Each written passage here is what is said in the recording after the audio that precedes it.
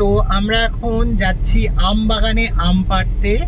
তো বেসিক্যালি আম বাগানটা আমাদেরই, তো সেখানে আম বাগানে গিয়ে প্রথমে আম পাড়বো এবং দেখাবো আপনাদের কীরকম কি আম হয়েছে। এবারে অ্যাকচুয়ালি আমের ফলনটাও খুব ভালো হয়েছে, কাঁঠালেরও খুব সুন্দর ফলন হয়েছে।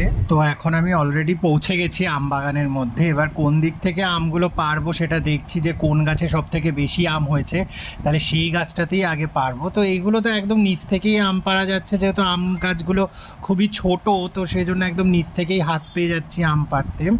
তো আরও কিছু আম আছে, সেগুলো একদম উপরের দিকে রয়েছে, সেইগুলো পাড়তে গেলে হয়তো মনে হয় আম গাছে উঠতে হবে। আপনাদের কাদের কাদের এরকম আম গাছ থেকে নিজে হাতে আম পাড়তে ভালো লাগে এক্ষুনি কমেন্টস করে আমাকে জানান।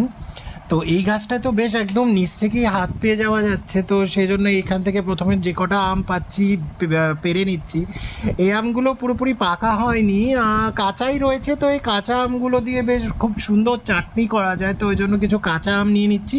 এগুলো হচ্ছে আম্রপলি আম। এই আম্রপলি আমটা অ্যাকচুয়ালি একটু পরে পাকে, রথ হয়ে যায়, রথের পরে এই আম্রপলি আমটা পাকে। কাঁচা আম দিয়ে অবশ্য আরও একটা ভালো জিনিস হয়, সেটা হচ্ছে তেল আম। সেই তেল আমগুলো সারা বছর কাজে লাগে, কারণ সেটা আপনি চাইলে ভগবানের কোনো ভোগে দিলেও সেই ভোগের টেস্ট আরও বেড়ে যায়। অনেকে যারা বাড়িতে মুড়ি খায়, তারা মুড়ির মধ্যে ওই তেল আমের তেল দিয়ে খেতে পারে।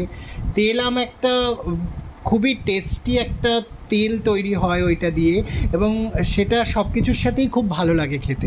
স্পেশালি আলুর পরোটার সঙ্গে তেল আম খেতেও খুব ভালো লাগে।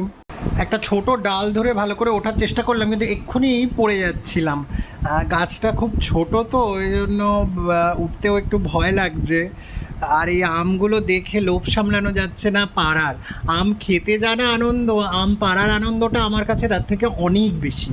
এইটা অ্যাকচুয়ালি হিমসাগর আম গাছ। তো এই হিমসাগর আমগুলো খুবই মিষ্টি। আমাদের এই ওয়েস্ট বেঙ্গলে যে কটা আমের প্রজাতি রয়েছে, তার মধ্যে সবথেকে মিষ্টি আম হচ্ছে এই হিমসাগর আম। আর আমারও হিমসাগর আমটাই খেতে খুব ভালো লাগে।